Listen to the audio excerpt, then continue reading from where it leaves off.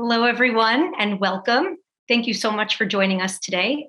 My name is Laura Stern, and I'm a Senior Associate Director of Alumni Relations here at NYU Stern. And I am thrilled to introduce a very, very exciting panel discussion hosted by our Stern Women in Business Alumnae Committee. Today's program is all about the Great Resignation, a topic I know we've all heard quite a bit about over the last few months, and how different organizations and industries have responded to it. We are incredibly lucky to have esteemed Clinical Associate Professor of Management and Organizations, Anat Lechner, moderating today's conversation. And she'll be joined by four truly fantastic alumni, Indhira Arrington, Julia Lamm, Kim Maes, and Nishant Roy. So before I pass things over to them, I just have a few quick housekeeping announcements. First off, our panelists will speak for about 45 minutes or so, and then we're going to open it up for questions from the audience. So please be sure to share your questions using the Q&A chat feature on the side of your screen. And we will be recording today's session and making it available to all of our alumni over the course of the next few weeks. So with that, I'm going to pass things over to Professor Lechner and our speakers, and we can get started. Professor, over to you. Thank you so much, Laura. It's an absolutely pleasure to be here.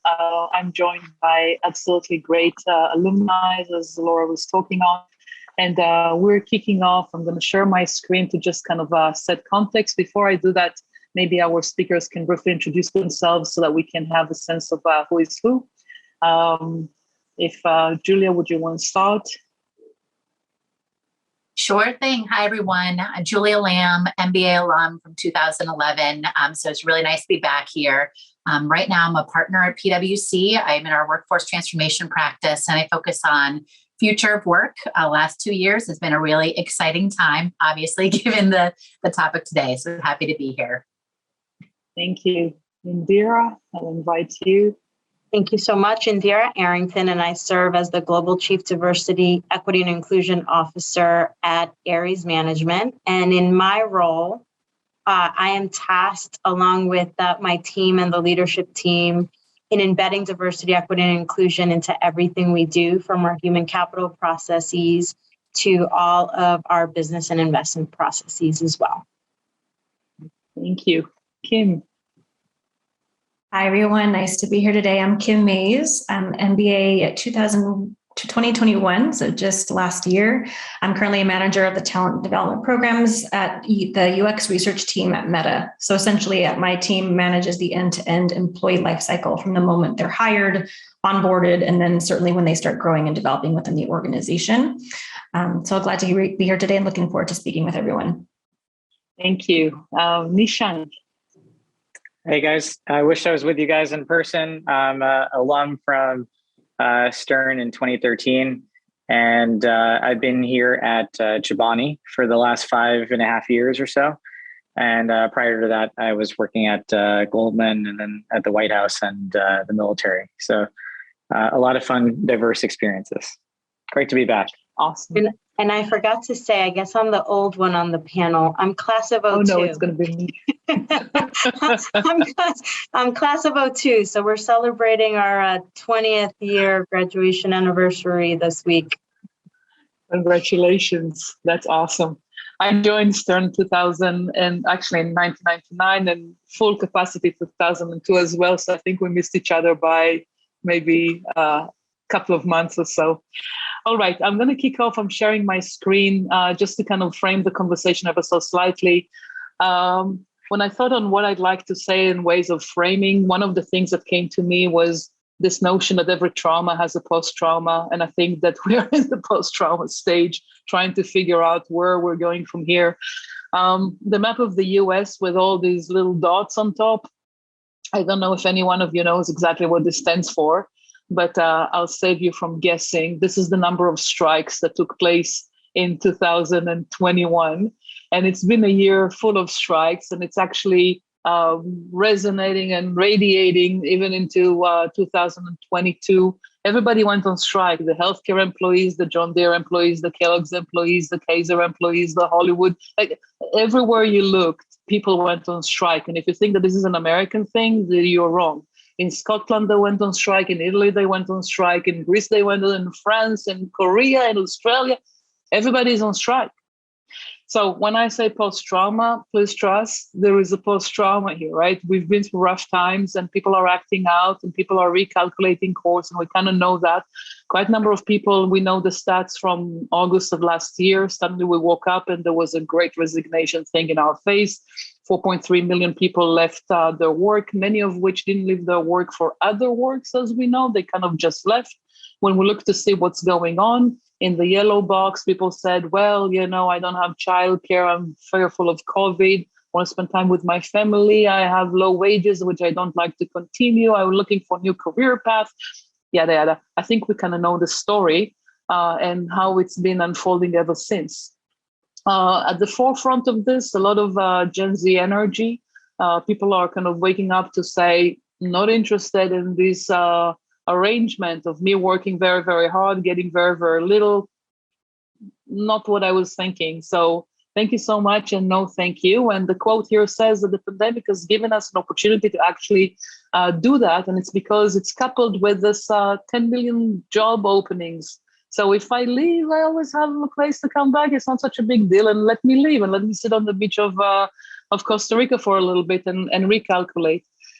Interestingly, I was digging in this, and one of the things that I saw is that ever since the post-World War II environment, we actually didn't have something as impactful. Back then, it was called the Great Compression, because what happened is the post-world environment created unions, and unions negotiated for terms, just like we see now, by the way. And that then put people in a framework, if you will, that for 3 decades, the conditions of, the person who earned the most, person who earned the little, the less rather, or the least, compressed. So we entered some sort of a great compression period. I don't think this is what we are heading into right now. I think that what we will follow is different. But this is what we're here to talk about. I'm just going to show you one last thing from my end, which is what I was part of McKinsey for a number of years, and I always kind of I'm biased that way. So Julia will have to forgive me, but data from McKinsey on what happens post the Great Resignation, and people are coming back to work. It's not like we're just floating in orbit and not going back to work. But look what happened. If people complained when they left work that they had uncaring leaders, this suddenly is not the main reason why they come back. And if they said that the work is, unfairly structured, this is not the reason because of which they come back. Suddenly people are coming back because they have flexibility and because they have more adequate compensation. So at least per this data, which you have the link if anyone wants to follow, I'm happy to supply the source, right? Per this data, there's a little bit of mismatch and I think a little bit of confusion as to why we left and why we're coming back. And once upon a time, something that was less interesting and less relevant became now the driving force to actually come back. I'm going to stop with that. And I'm going to say there are 4 things that we kind of, as we prepared this session for all of us, we were thinking on where the pandemic left us. It didn't leave us as of yet, but where we are at this point, right? And of course, there is the Great Resignation issue to talk about, so we will. There is diversity and inclusion that became front and center for all of us, so we will talk about this as well. The need to balance the on-site and the remote work, which is something that after pandemic, we're a whole lot more remote than we've ever been, so we need to figure out a way to strike a good balance. And then, of course, automation that comes in the back door. It started before the pandemic, but the pandemic catalyzed new tech and AI and automation as a way of enhancing efficiencies and less dependence on the workforce. 4 major themes. So with that, I'm going to stop sharing and I'm going to turn to our esteemed panelists. Let me see if I did stop sharing, which is good. And the first question that I'd like to ask us to think on and to talk about is if you can talk to us about what it's been like in your organizations over the past 2 years. Was there a major mass exodus, people left, or how did you wrestle with this issue? If you guys can jump in, that would be really great. Sure. Maybe I'll start, Anat, and thanks so much for throwing the questions over to us and that overview. So I can talk about PwC, but also I spend most of my time with clients and with organizations like Indhira, Nishant, and Kim. So, obviously in the data, you can track the labor market data, and we're seeing, 4 to 5 million people exiting the market each month for the past year. And I think the last 12 months are the highest number of, departures from the job market year over year in record. So it's been really fascinating. It's hard to argue that people are leaving. But, reflecting just on some of the lists you were showing in the McKinsey data and the arrows up and down, I think people are leaving for incredibly personal reasons. And that's why you probably see a lot of mix in those numbers. One, obviously, the job market's really, really hot right now. Many companies with the economy doing really well have pretty aggressive growth plans. And so they're staffing up to try to meet those. Whether or not people are actually leaving in a larger number or not, I think there is some, obviously a bit of a bubble over the course of the pandemic. People weren't leaving because they were anxious. They didn't know if they'd get a job. People weren't hiring for a while there. But I think it's really personal when you look into it. I know one of the PwC studies that we ran in the fall, we asked employees and their leaders, what was the turnover looking like? And 66% of employees had said that they were looking for jobs actively. And 88% of executives said that turnover was higher than pre-pandemic. So certainly feeling it. I do think there's a mix in terms of the perspective going forward.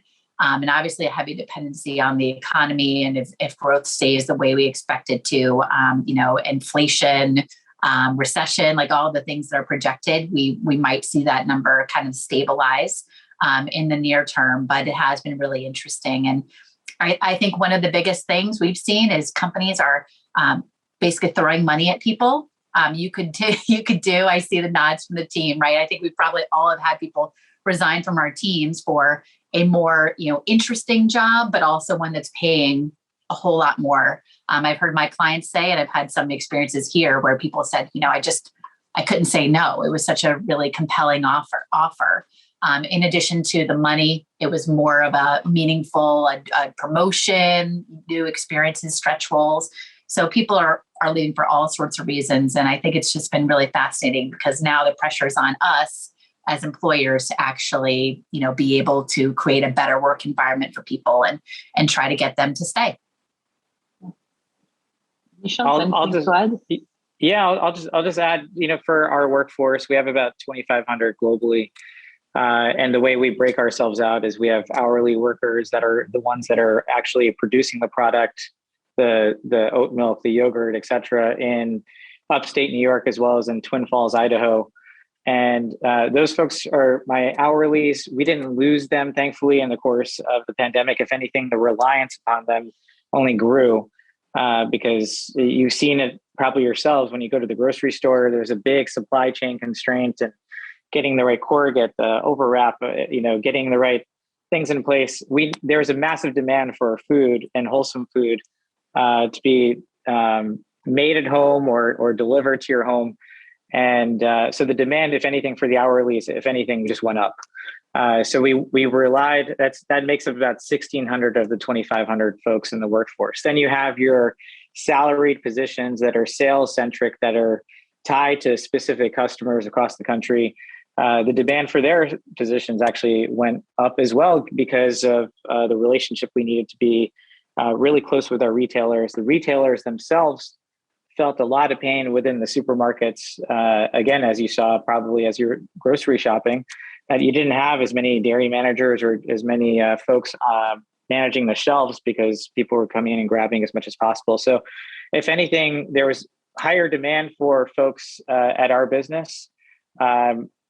Just as Julia said, I think we threw a lot of benefits and cash at folks just to make sure that they were taking care of themselves and their families.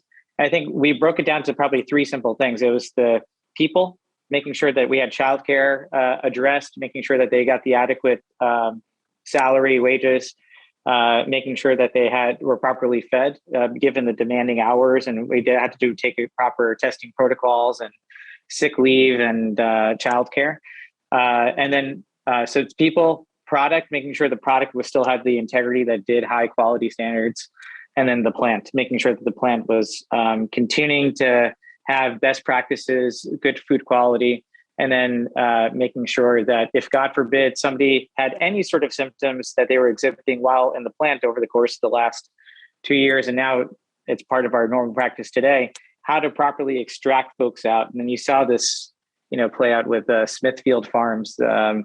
They had folks literally shoulder to shoulder, and you had COVID enter their plant, and unfortunately, it passed very fast through that plant and shut down their operations. And I'm proud to say, at least over the last 2 years, we didn't have that, but it required us to think about business continuity from a totally different perspective. So on that note, can I ask you guys to reflect on whether do you feel things are stabilizing again, or is it still kind of up in the air and everybody's still struggling? I guess I'll start. I think for us, what I'm starting to see now is, as we're coming out of COVID, I'm seeing that the food service business is picking up again, which is nice to see. Colleges and universities, bodegas, etc. And that's nice to see. But what I am seeing also is that folks are exhausted from the pandemic, and they're thinking, they're readdressing and looking at, do I really need to commute this far to work? Is there a better way in which I can earn a wage without having to commit X number of hours? So I think people are reevaluating what's driving them to get to work. So I am starting to see some shift, at least in the workforce, from that perspective. Yeah, and just from a professional services perspective, it's really interesting because when our clients feel the squeeze from a talent management and talent supply perspective, they often pull on, right, to fill in roles that maybe, you would traditionally try to hire someone full time. Maybe you want, a new head of strategy or whatever the role is. And so, right now, I don't see us seeing any slowdown in terms of the number of resources that are needed. Again, I think it ties back to the economy, and we have, a class of interns coming in soon and new hires starting. That'll certainly help. But it's busy. It's busier than it's ever been. And I think that we would be, really relieved to have a little bit less demand. But it's also, in conflict with kind of a behavior that consultants have, which is serving their clients and their clients' needs, right? And right now, clients are saying, we need more people, we need to transform, whether that's digital transformation, merger, whatever it might be. And so we're kind of at this, very interesting tension between trying to meet client needs and then really needing to, in some cases, say no, because we don't necessarily have the talent to meet that demand. So in many ways, I think what I'm hearing from you guys is that the importance placed on the human capital, I think, and the need to cater to human needs in a humane way, in ways that are relatively, I'd say, new and less capitalistic, if you will, has penetrated post-pandemic. And tied to this is one of the most important benefits, I think, that emerged, which is the spotlight on diversity and inclusion. This has been one of the most blessed moments, I think, in employment history. And I'm curious to hear how the Great Resignation impacted the way your company is dealing with diversity, inclusion, and just dealing with diverse talent, partially because of the shortage, but more importantly because of the shift in mindset. Maybe Indhira, you can take us through the first piece of this. Yeah, thank you so much for the opportunity. I think it's that combination of COVID and George Floyd, right? We can't not look back at the past 2 years and think about the awakening of DEI when you actually see how inequitable the world really is, and not take then a look at your own organization and think about what you could be doing differently. And when you think about diverse talent, every company on the planet wants to become more diverse, especially if they truly believe that at the core of it, it's a business imperative, right? It shifted from being the right thing to do to this is about business. And for us, we truly believe that diverse perspectives are going to lead to better decision-making, that's going to lead to innovation, that's going to lead to return on investment. And yet when you think about the asset management industry of finance, it's the least diverse. And we really had to start to think about how are we going to solve for this and make a differentiated investment in DEI. So it was a great job market for anybody who does diversity, equity, inclusion. And what we saw is this job actually pop up at smaller firms, whereas, HR used to be the one sort of doing DEI. And now you'll start to see a lot more firms actually have a chief diversity officer.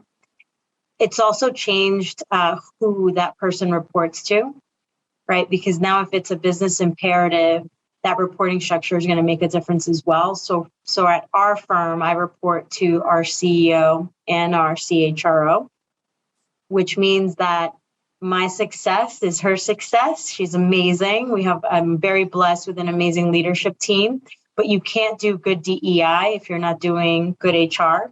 And from a business perspective, reporting to the CEO means that when I go to the business leaders talking about, hey, we got to embed this into your investment processes and into the business as well, there's a much more willingness to see this as we have to make this part of the way that we do business.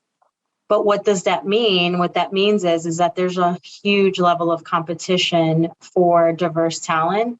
And we really needed to think about all talent in this scenario, right? Because everybody was going through COVID, but like every bad thing that happens, there was a differential impact in diverse communities from every metric across the board.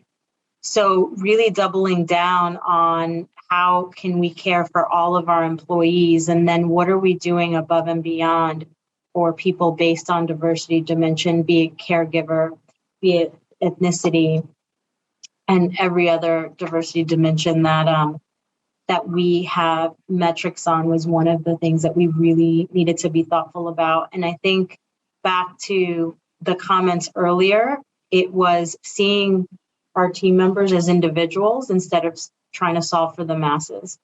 So really working with our managers to help them understand that you have to treat each person differently in order to treat them equitably, because their experience is not the same. And what did that flexibility look like? What did it mean from a setting goals perspective on what we could accomplish, and trying to get that power into the hands of managers so that they can care for their team member on an individual basis. And hopefully that would add up to the whole of our employee base feeling that we were there for them.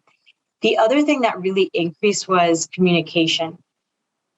Whereas in the past, very rarely did you have the leadership team talking to the whole organization. Everybody being virtual gave us the opportunity to really do firm-wide town halls and get communication out to everyone, and creating that sense that we're all in this together, and that sense of belonging, and that we're one big team, and drilling we were having them monthly, every month, being able to go out there and say, here's what's happening, here's where you can get help. We did a big focus on wellness and rolled out a bunch of wellness activities, but also we rolled out the ability for every employee to get therapy and do it at no cost through a virtual app, so that we really put resources in the hands of our employees to get through what we were all experiencing, the trauma, as you called it, that we were all collectively experiencing. Interesting. Thank you. Kim, would you join on the conversation? How did it work in your company? Yeah, happy to contribute. And thanks, Indhira, for sharing what's going on at Aries. Meta has taken a similar approach. I do also believe that COVID combined with George Floyd has catalyzed a lot of our change in policies. For us, as a tech-based product organization, 85% of people who use Meta, the Meta family of apps, Facebook, Instagram, WhatsApp, et cetera, live outside the US.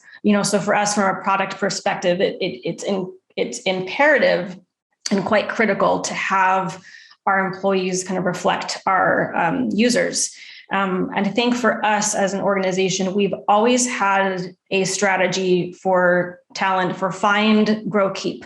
How do we attract and hire our talent? That's part of the find pillar. How are we growing and developing them once they're here? And how are we keeping them? How are we retaining them once they are actually hired? But one of the things that we added to our strategy was this idea of integrate. So it's not just about find, grow, keep. It's this other dimension of kind of what Indhira was saying about how do you embed diversity into the organization. It's like diversity is not some tap on strategy. It is the strategy. How are we actually building products and policies and integrating diversity and inclusion as a lens to how we're developing our products, our policies, our programs? Like it should be everyone's job, not just the chief diversity officer's job, not just, the DEI team.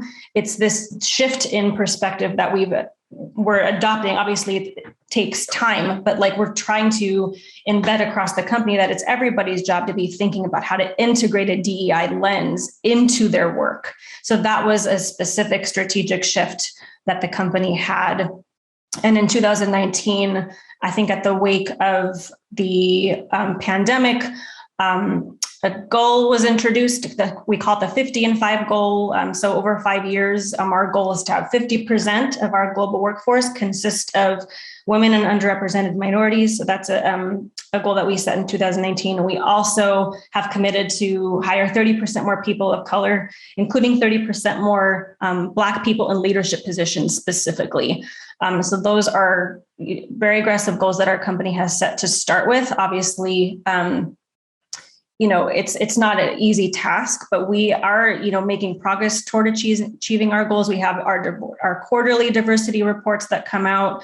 The one thing I think that I have to keep saying Meta because we changed from Facebook. But one thing that Meta has done well, I should say, is the transparent communication. Like that has always been a company value. We have weekly CEO town halls with Mark Zuckerberg. We have clear transparency on where we are diversity-wise and where we're falling short, the progress that we've made.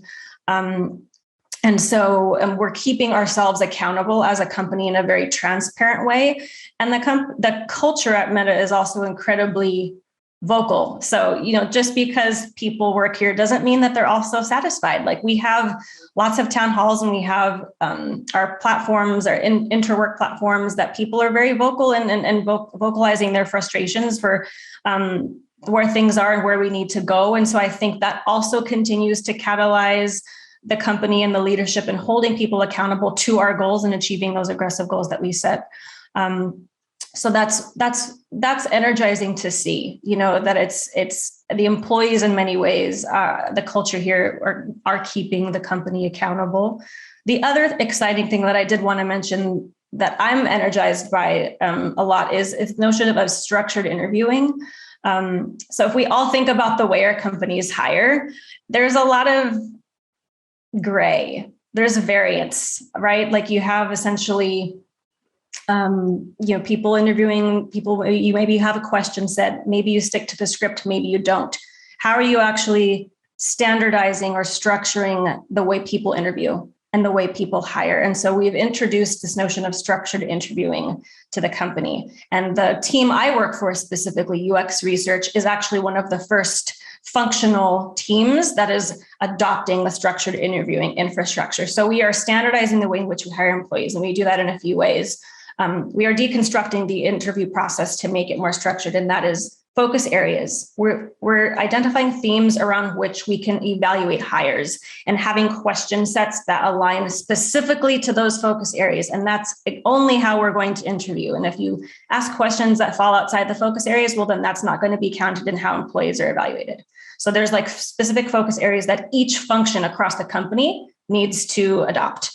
And then we have evaluation criteria. We are standardizing the scale along each focus area dimension to rate candidates. So it's no longer going to be, your notes, no, you have to, it's a very standardized scale along the dimensions from which we have identified to hire.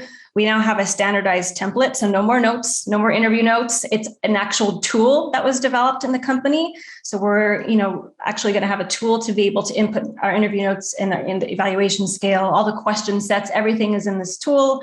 And then we have a debrief with the debrief lead and the people who interviewed.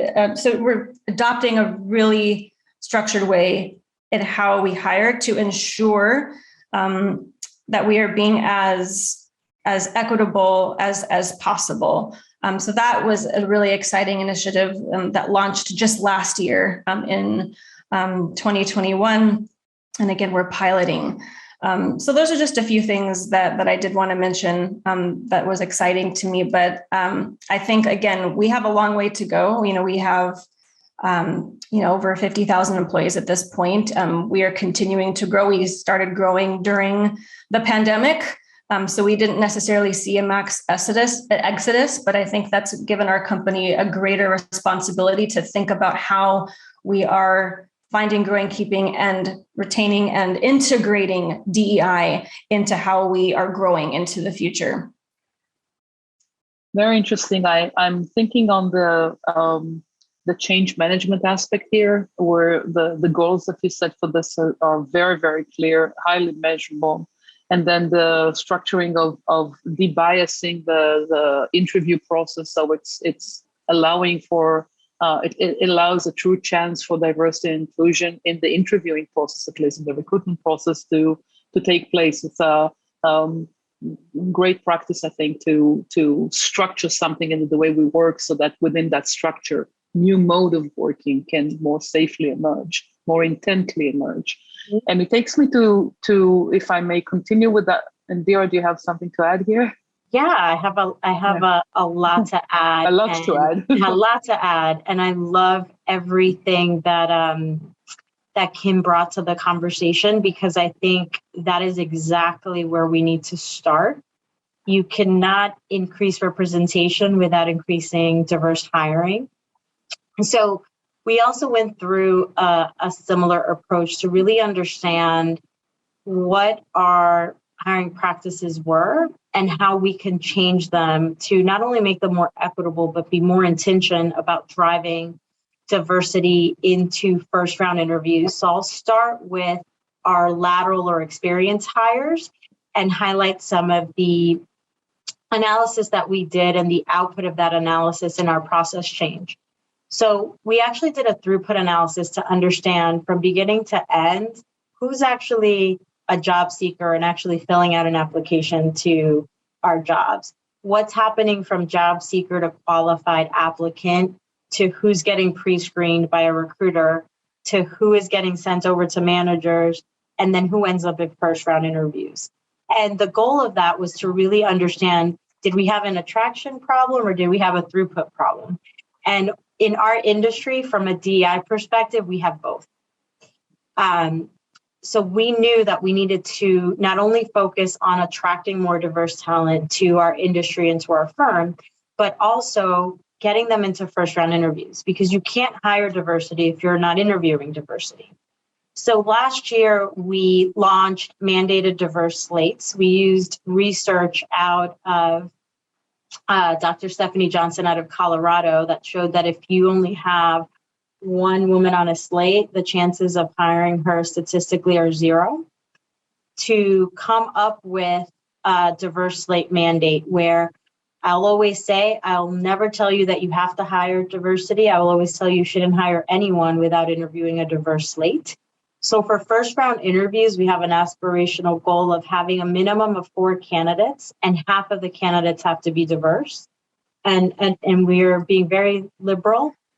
We know where our biggest gaps are, but we're counting any diversity dimension.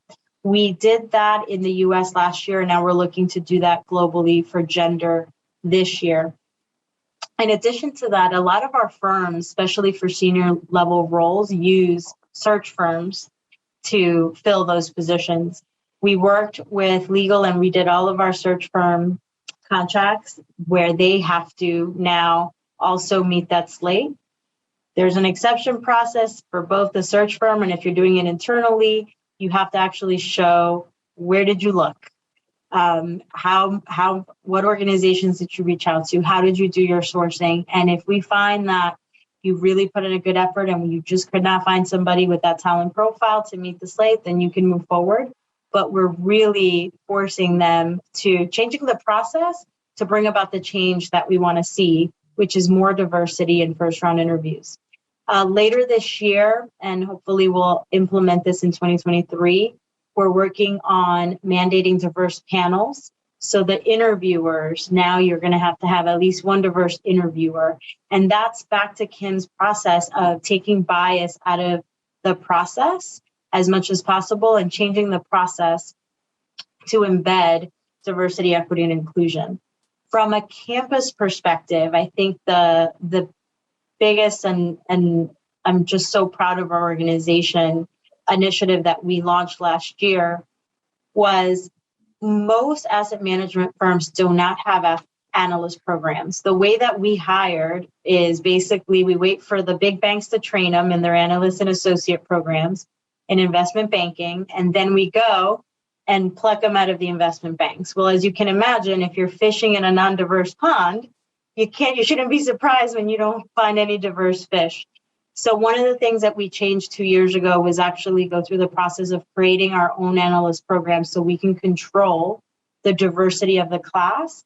And what that means is we had to make a big investment on being able to actually train that talent ourselves. So now we have an analyst program. And in addition to just hiring analysts, of course, we want to infuse as much diversity into that class.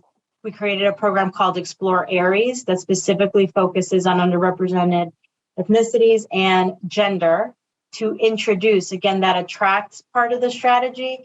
They're not going to apply if they don't know we exist and that this is a viable career path.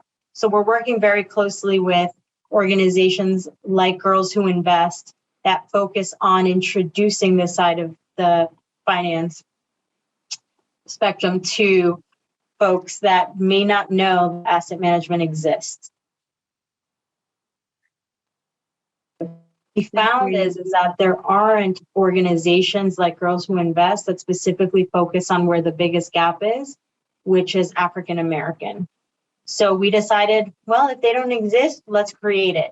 So our chairman, through our foundation, committed $30 million to fund a nonprofit called Alt Finance, Investing in Black Futures, that specifically focuses on bringing HBCU talent into our industry. But we took it a step further. This isn't just an Aries issue, it's an industry issue. So he went dialing for dollars and got two other firms, Apollo and Oaktree, to also commit $30 million. So now we have $90 million to make sure this nonprofit succeeds. The nonprofit, we hired the executive director last year, has 3 pillars. The first pillar is a fellowship component to ensure that we are supporting the educational aspiration, the financial educational aspiration of students wanting to come into this industry. The second one is an institute that we are partnering with, don't kill me, Wharton on, to create a curriculum around our industry. So the different pillars, everything from credit to real estate to private equity, to really upskill these students to be able to get through our case interviews, which are really, really difficult to get through. I'm glad I graduated when I did, because I wouldn't be able to compete with these kids nowadays. And to be able to hopefully give them the foundation to succeed through our internship program and get a full-time position. And then the third pillar is creating that access or that pathway to join our firms through our internship program. So we know we have an industry problem and we wanted to come up with an industry solution. And we're going to be welcoming our first class of Alt Finance interns this summer. This is really absolutely terrific. I think the wealth of, the examples, the depth of the commitment. And I go back to the practice structuring for something to emerge, which I think is in both accounts comes through very, very strongly. We don't have a lot more time, but I do want to squeeze in at least one more topic, which is another thing we had to learn to structure for, which is the striking of balance between, on-site and remote work. I'm very curious to learn from Julia, from Kim, from Nishant. How did it work in your context? How do you strike an effective balance between getting the talent, retaining the talent, change the practices, teach the leaders, and everything that goes into making remote a little more sticky than we know it's a big problem. So maybe Julia, you want to kind of lead us into this? Sure, happy to. I think due to the whole talent crunch and what we described, PwC, we were already pretty hybrid. When you think about working, right? Like every consultant has a laptop. We go to Indhira's office, Kim's office, Nishant, right? And we kind of work where we need to. I think the biggest challenge we heard even prior to the pandemic was people were really anxious about that idea of travel Monday through Thursday. And everyone kind of likes the idea of travel until you're doing it week in, week out. And so we saw this as an opportunity from a variety of perspectives to make a change. I mean, everyone went through the change management curve of doing more Zoom calls, using different technologies to collaborate. So, that was a big opportunity for us. Our clients saw that we could be, adding value while we're remote and not on site. And our teams were able to, team build. I do think the team building and the coaching and mentoring, those seem to be the things that are the hardest to do remotely. And that's why we still, are shifting to getting back to the office, albeit in a more hybrid model than before. But one super interesting thing we tried, and this is probably about this time last year, we were coming up with the idea, but we shifted our roles and basically had a consulting role that was able to be full-time remote. And the idea is you can be remote, you never have to go to a client site. And we had no idea how many people were going to apply. We did see applications increase by 30% for consulting jobs. And going back to the diversity and inclusion topic, really interesting, not only from a gender perspective, ethnicity perspective, but geographies, right? A lot of people have these situations where they're somewhere rural, they can't access an airport that easily. They're not in a major city where there's a lot of business. And we really opened up job opportunities for some of those people. Another thing we did that was pretty interesting was we allowed our full-time workforce, everyone, the opportunity to basically say, do you want to apply to be remote forever? We did put a cap on it for this summer to say we wanted to reevaluate it, but we basically said, everyone opt in or not. What's your preference from a work perspective? We did see about 20% of the U.S. workforce of 55,000 people to basically opt into that. So it was a big chunk, but we had no idea if it was going to be 95 or 5 or, what it would be in the middle. So just kind of interesting to see, workers weigh in with that preference. I do think we now have the challenge where this is going to be continued, at least in the near term. And how are we going as we start to get back to working? We're already back to traveling to our clients, albeit not in the Monday through Thursday construct. How do we really make sure that those people who are all virtual, all remote, are having the same opportunities as the people who are on site? It is disproportionately a little bit more female that went for that option. So we're working on, creating managerial practices, looking at our performance management process, making sure we're being, really fact-based about performance. But one of the biggest things we have in our performance criteria is relationships. So, I do worry in the long term, how do we make that balance work? And I know many companies are worried about that as well. Kim, I don't know if you wanted to add on from your experience. Yeah, I can add a few thoughts here. So similar at Meta, I think the opportunity for permanent remote work was introduced in July 2020 for our current employees. And our vision really is to be one of the most forward-leaning companies on remote work at scale. So I think when this policy was introduced, our ambition was to have 50% of our workforce working remotely in 5 to 10 years. I don't know where we are now. I just got back from mat leave, but I think last I left, we were at 20%, I think. So really an aggressive goal for the company, but frankly, it's a critical talent strategy also. Thinking about attracting and retaining people, we need to progress our mission and thinking about our users. And it's helped us reach previously untapped talent markets. because we were confined to our geographical hubs, and now that's not the case anymore. So I think this has been and will continue to be part of our DEI strategy as well. Thinking about keeping and retaining employees, though, we've adopted a flexibility philosophy. So even if you're assigned to an office location, you have the option to flex your time between working from home, working from the office. We obviously expect some teams to have different patterns based on, how distributed they are, the work that they do. And so that will look differently team by team. So that's something that also I think has been really valuable for employees who frankly just want the increased flexibility. And it's a proven model for the past, 2 years since the pandemic happened. We can still be productive working from home and working in some sort of hybrid environment. And then the last thing I do want to add, it kind of touches on like new tech and like AI automation a little bit too, and it relates to the remote piece. And to Julia's point, like how can we still maintain employee engagement in a hybrid remote model? Well, I'm sure you all have maybe heard of the Metaverse. And in October, we announced that Meta, first would be our new name as laid out in our vision for the Metaverse. And the Metaverse, the simplest way to think about it is just like an embodied internet. So like thinking about whether you're not just looking at it, you're experiencing the world. And it will touch every single product that we have.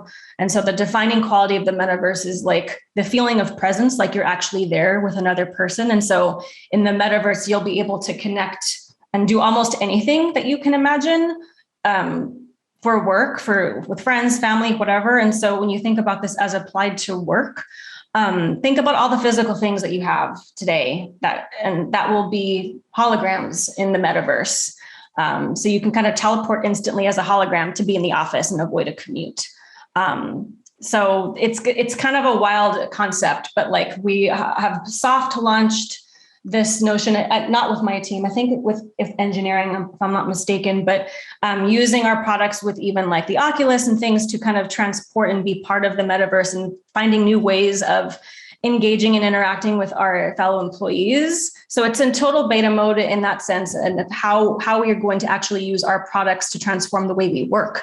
And so we're updating our supercomputer, we're updating our meta avatars. We're really thinking about how we can create an employee experience through the Metaverse in a way that is more equitable for people working from home permanently, but also people who can go into the office. So a lot has yet to be seen, but I'm excited by it. It's still hard to even grasp the notion of the Metaverse, but I think that is, for Meta anyway, will be a critical way at defining a new way of working in a hybrid environment.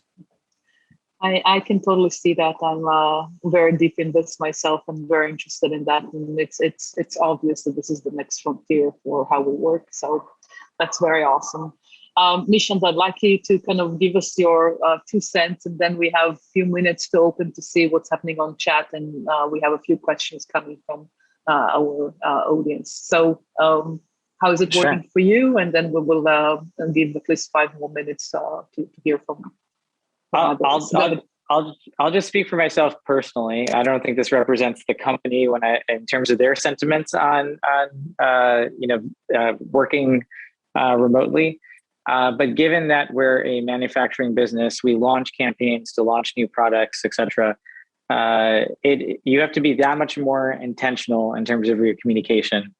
And when you're launching campaigns, you're launching new products, et cetera, it is far better when everyone is together. And we don't have the right answer when it comes down to, is everyone returning to office full time because of that? Or do you have to find the right hybrid? Is it 3 days a week?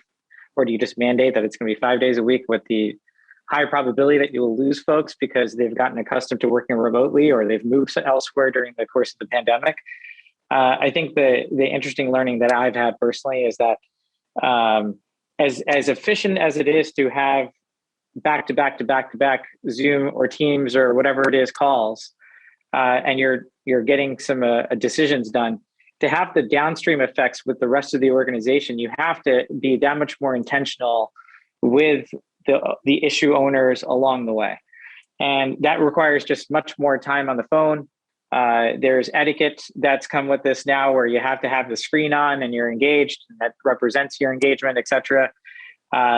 Otherwise, if the screen was off, you could still do those phone calls. I think that's something that, as an organization, it will vary from organization to organization, but it'd be great, ideally, if all of us were back together under one roof, or maybe in the metaverse in the future. Metaverse. Yes. Metaverse roof, exactly. Thank you. Let me try to kind of piece. We have three questions, three questions on chat, and I'll try to kind of hybrid them into one. Essentially, I think the questions are targeting the way we work remotely post-pandemic. People are burned out. People are tired. People need to learn quickly new skill set. That's difficult. There are all sorts of inequalities that are emerging between the caregivers and the women among us, and that are not necessarily or needing to take care of a few things simultaneously at times. It's not just a woman thing, as a women thing, as we know. And then there is the question of shared productivity. Are we able to be productive online? So I'm kind of so there's all kind of one bubble on how are we making it work. So if there are some best practices that you've found to work for you. Nishant, you were speaking on just opening the screen, making sure your screen is on. There is a new study on this that talks exactly on that, right? If your screen is off, people are writing you off very, very quickly. Just like Kim was saying, you have to be present. And if you're present in Metaverse, is fine. That's just fine. But you have to be present in your avatar self or in your screen self, right? Whichever. So I'm wondering if each one of you can very quickly take us through what is a practice that you learned that's working really well for you. And I think that's all that our time will allow. So maybe Indhira, would you like to kind of get us started on this? Sure. So from a flexibility standpoint, we're still on our journey of where we've landed. We're trying 3-2 in some groups, 4-1 in the other. And when a group picks a model, then they pick one day where everybody tries to be in. So that we're creating an environment where when everybody wants to be like Nishant and be in the room together, everybody knows that that's on Tuesdays, and you structure your work accordingly. Because the worst thing you can do to disengage an employee is have them come into the office and be on Zoom all day when they could have done it, all those Zoom calls from home. That's one. The second one is no Zoom Fridays. It's exhausting to be on Zoom all day, Monday through Thursday. So we try to limit calls. And if you do calls on Fridays, you don't have to turn your camera on. We believe you're going to be just as engaged. So focus. And then we did something to really give people the concept of taking a break in between meetings. We actually changed in Outlook the function to be able to make meetings 25 minutes instead of 30 and 50 minutes instead of an hour. So now when my admin goes in, literally it forces me to build time at the end of the meeting to sort of take a breath.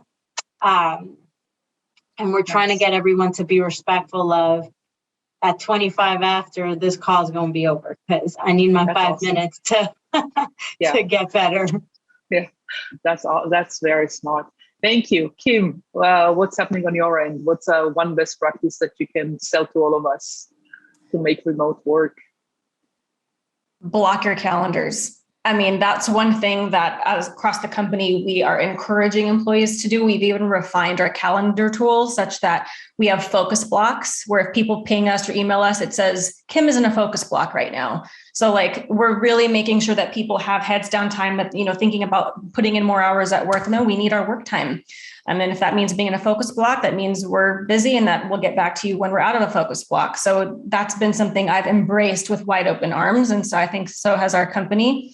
Also meetingless Wednesdays, no meetings on Wednesdays. We need time to be heads down. So dedicating a day of the week at minimum to that has been helpful. And we're starting to pilot meetingless weeks. So we will have our first meetingless week in May. So looking forward to that as well. Sweet. Interesting. Nishant, to you? For us, yeah, I would say the best practice has been, turn the camera off, and we've all been kind of engaged collaboratively from that perspective. I I would say probably that's been like the best outcome. We do have also, we have worked to limit the number of meetings that we need to do, and we try to focus it within time blocks throughout the course of the day. So from 8 to 12, you can pile in a bunch of meetings, but then we need to generate some sort of work time from 12 on to 6. And then folks probably have to jump as a function of childcare or whatever other obligations they may have. But 8 to 12 is really generated for kind of meeting time. Thank you. Julia. Oh, I'm stealing a lot of these ideas. But I think the root cause, what we're trying to tackle is just, do you even need a meeting for that thing, right? And using more tools and technology for asynchronous communication.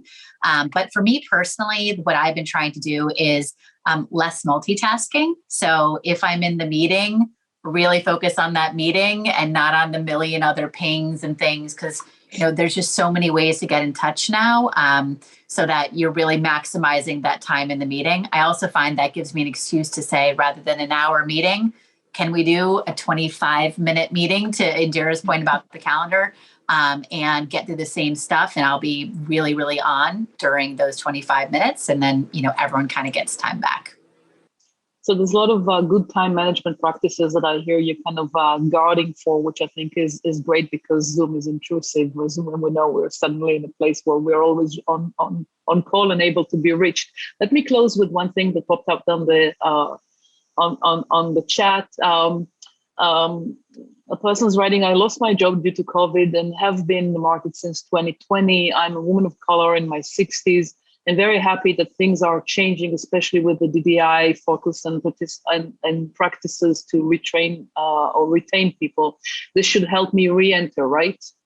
And I'm thinking, I don't know, what's your take? It feels to me that we're building a much more inclusive climate of work, a whole lot more opportunities for people to enter the work in capacities that are feeling right for them, and that they can deliver best value with a lot more flexibility than we've ever seen. And with ideas of full remote as an example, and breaking the geographical barriers, even beyond just the question of inclusion, right? Diversity and inclusion. I think that we're enabling a whole lot more people to be their best selves. So you kind of sharing this interim conclusion? Yeah, definitely. I would say too, the changing attitude towards skills versus like years of experience, like that individual said 60 years. I mean, that the skills that are in demand is changing so fast, I think is the challenging part. So, I'd encourage that individual to go, invest in some tech skills and certificates and things like that, because it's just, everything's changing so quickly. So, people are really open-minded as long as you've got the skills that match, the emerging needs. Yeah, I'll just quickly add to that. And our business was founded by an immigrant, so he has a very different approach to how diversity and inclusion, et cetera. We have 19 different languages that are spoken in our plants. 30% of our workforce is immigrants and refugees, and when the George Floyd incident happened over the course of the summer, I would say we took a hard look at, since we're a manufacturing business, how many folks of color do we actually have on the payroll? And then how many folks are Latinx, and how many are women, et cetera. We just we didn't have a DEI initiative, initially before, because we had so many different, 30% of our workforce was already happened to be, immigrants from so many different other countries. Long story short is that we found that what were the barriers for progression for folks and even recruiting talent was the education standards. And so we said, hey, if you have an MBA, or if you have a master's degree or undergrad degree or whatever it is, or a certain amount of work experience in a particular field, we could use those transferable skills and help you get to the next level. And that's ultimately one of the tactics that we took coming out of that learning. All right. I have to be respectful of everybody's time. In my diversity and inclusion moment, I'll say to all of you, Toda Rabah. This is in Hebrew. Thank you so much. It's been terrific. Julia, Nishant, Kim, Indhira, I enjoyed speaking with you. Hopefully this was of value to our audience. Laura, Rebecca, thank you as well. Laura, I pass it back to you. And we'll close with that, I guess. But you decide, you're the boss today. Thank you. Thank you for this discussion. This was absolutely fantastic. Julia, Indhira, Kim, Nishant, thank you for sharing your insights with us. I know our audience greatly enjoyed the opportunity to hear from all of you. And a big thank you to all of our alumni who tuned in this afternoon. We will be sharing a recording of today's presentation, so stay tuned for that. And we hope that you'll continue to engage with the Stern community through various events, lifelong learning opportunities, etc. And hope to see everybody in person soon. Thank you all. Thank you very much. Take care. Bye, guys. Toda Rabah. Toda Rabah. Exactly. Thank you. Thank you.